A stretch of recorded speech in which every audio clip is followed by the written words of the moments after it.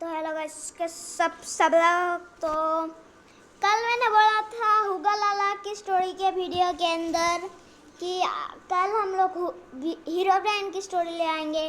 तो चलो आ चुकी है हीरो ब्रांड की स्टोरी। और हीरो ब्रांड की स्टोरी शुरू होती है छोटा सा मतलब एक माउंटेन विलेज से। माउंटेन विलेज में पैदा हुआ था एक बच्चा जिसका नाम था हीरो ब्रेन। उसको सब लोग बुलाते थे ब्रेन नाम से। भाई पूरा ब्रांडेड बंदा है ये वैसे भी। और हीरो ब्रेन इन अपने लाइफ में आगे बढ़ रहा था। आगे बढ़ते बढ़ते वो ये स्क्रीन में जो हीरो ब्रेन देख रहे हो उसके जैसा हो गया। और फिर अभी हीरो ब्रेन का स्टोरी सबसे लंबा होगा।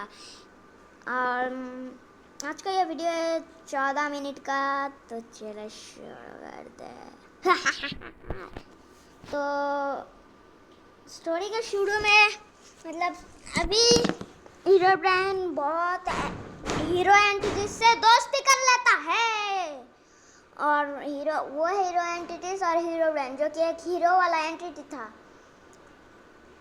वो पूरे टाइम दुनिया का रक्षा करता था। और एक दिन उनके वर्ल्ड में आया एंटिटी क्रिस्टल, साइबर एंटिटी 777। वैसे एंटिटी 777 कुछ बोलने में अलग है क्या? दूसरे वीडियो में मैं बोल चुका हूँ मैं एंटिटी 777 पता नहीं। और एंटिटी 777 एंटिटी क्रिस्टल और एंटिटी पावर, हाँ उसका नाम मैंने गलती से बोल दिया था वो वाला, लेकिन उसका नाम एंटिटी पावर है। वो तीनों एंटिटी मिलकर और हीरो ब्रेन के ऊपर वार करने ही लगते हैं। लेकिन तभी नल उनके पीछे से वार करके और दूसरे के पीछे से एंटिटी 303 वार करता है। तीसरे के पीछे से और वार करता है एंटिटी 606। एंटिटी 303 मर चुका था लेकिन उसे रिवर्स करके वापस से अच्छा बना दिया उन लोगों ने। और सारे लोग लड़ाई में लड़ रहे थे लेकिन उनके पीछे भी कोई नज़र रख रहा था जिसका नाम था एंटिटी जेड।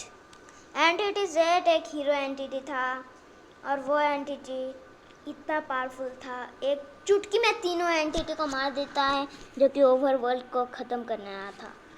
तभी एंटिटी जेड अपना सारे चीज़ बताता है और उनसे दोस्ती कर लेता है। लेकिन उन्हें क्या पता था कि ये एक ट्रैप है। असली में वो लोग सीधा गायब हो गए थे ताकि उन्हें लगे कि वो मर गए हैं। और इसलिए एंटिटी जेड को वो लोग अपना दोस्त बनाते हैं। लेकिन उन्हें क्या पता था वो एंटिटी क्रिस्टल के लिए काम करता था। बिकॉज एंटिटी क्रिस्टल के लिए जो लोग आए थे, जो दोनों एंटिटीज आए थे, एंटिटी पावर और एंटिटी 777, ये दोनों उसके एक जर्नल है। और ये भी एक जर्नल ही है जो कि सबसे ख़तरनाक जर्नल है और सबसे पावरफुल और सबसे सीक्रेटली चीज़ें करता है। और एंटिटी क्रिस्टल ने अपने जनरल जेड को बोला तुम हीरो एंटिटी से दोस्ती कर लो, फिर उनके सारे इन्फॉर्मेशंस मुझे ले आकर देना। और फिर वो लोग एक दिन सो रहे थे तभी एंटिटी क्रिस्टल का जर्नल एंटिटी जेड मतलब एंटिटी जेड जाता है एंटिटी क्रिस्टल के पास झुक के जब सारे लोग सो रहे थे। और फिर एंटिटी क्रिस्टल को सारे कुछ बता देता है कि वो जायंट एमेथिस्ट गोलेम को वापस ला रहा है। जायंट एमेथिस्ट गोलेम का नाम सुनते ही एंटिटी क्रिस्टल डर गया क्योंकि वो उसका पुराना एनिमी था और वो उतना ताकतवर था उनसे, मतलब वो उसको एंटिटी क्रिस्टल क्या एंटिटी जेड भी नहीं मार सकता था। और वो जिंदा हो गया। और फिर वो लोग ओवरवर्ल्ड में जाकर और एंटिटी क्रिस्टल एंटिटी 777 और एंटिटी पावर लड़ने लगते, लेकिन उनके ऊपर भी नज़र रख रहा था एंटिटी जेड। और एंटिटी जेड अपने मास्टर के खिलाफ जाएगा या अपने दोस्तों के खिलाफ, देखते हैं। और वो अपने दोस्तों को बचाने के लिए अपने मास्टर को ही मतलब एंटिटी क्रिस्टल को ही मानने लगते हैं। हालांकि वो उसका मास्टर था, लेकिन फिर भी दोस्त मास्टर से बड़े चीज होते हैं, इसलिए वो अपने दोस्तों को बचाने के लिए एंटिटी क्रिस्टल अपने मास्टर से लड़ने लगता है एंटिटी जेड उसका हाथ तोड़ देता है और वो फिर से उस हाथ को रिजनरेट कर लेता है, लेकिन उस हाथ में अभी एक पावर आ चुका था जिसका नाम था सन गॉड पावर, जिससे सन का मतलब सन का अटैक आएगा। सन आपको पता है, सूरज, और वो हैंड उसके ऊपर यूज किया जाता है, लेकिन वो उस अटैक से डॉज कर लेता है। और डॉज करने के बाद क्या होता है, वो स्टोरी कंटिन्यू होती है। हीरोब्राइन एंटिटी 777 से लड़ रहा होता है और तभी एंटिटी 77 मारा जाता है, क्योंकि उसके साथ नल भी उसका हेल्प कर रहा था, वो भी अपने मैजिकल वेपन से। और हीरोब्राइन अपना एक ऐसा मैजिकल वेपन लेता है, एंटिटी पावर को भी वो मार देता है। और अभी से बचा था एंटिटी क्रिस्टल, जिसको और कोई खतरनाक जनरल नहीं बचा था, और वो अपना दूसरा हाथ भी खो देता है, लेकिन फिर अपना सारे पैर, हाथ, मुंडी सब कुछ खो देता है। लेकिन वो बहुत ही पावरफुल करके रिजनरेट कर रहा था वो सब, और रिजनरेट करके वो इतना पावरफुल हो गया कि वो इतने स्पीड में भाग सकता था। वो भाग कर एक एंटिटी को मारने वाला था, जो कि था एंटिटी से। हालांकि वो उसका एक जर्नल है, लेकिन वो अपने मास्टर को ही मार रहा था, एंटिटी जेड। इसलिए अब उसका मास्टर एंटिटी क्रिस्टल उसे मारना चाहता था, लेकिन तभी एंट्री होती है जायंट क्रिस्टल गोलेम की। और giant crystal golem entity crystal को मतलब क्रिस्टल नहीं, जायंट एमेथिस्ट गोलेम, और वो एंटिटी क्रिस्टल को इतनी बुरी तरीके से पेलता है कि वो बंदा मरने ही वाला था कि तभी आ जाता है। क्या आपको पता है ना, माइनक्राफ्ट की डार्क एक क्रीपी पास्ता जिसका डर सब ओवरवर्ल्ड के हीरो एंटिटीज को था, जो कि था ब्लू स्टीव और ग्रीन स्टीव। ब्लू स्टीव तो आया नहीं, ग्रीन स्टीव। आपने इसका तो क्रीपी पास्ता सुना ही होगा। और हीरो एंटिटीज का हेल्प करने भी कोई आता है, जो कि और कोई नहीं, मेरा कैरेक्टर रॉबिन था। और मेरा कैरेक्टर रॉबिन मेरा कैरेक्टर तो नहीं था, रॉबिन जिसका नाम था रॉबिन 7848। और रॉबिन 7848 उसे मारने लगता है। रॉबिन 7848 उसको मारने लगता है, जो कि है ग्रीन स्टीव को वो मार देता है, और एंटिटी क्रिस्टल तभी रिजनरेट हो जाता है और ब्लू स्टीव को वापस ले आता है।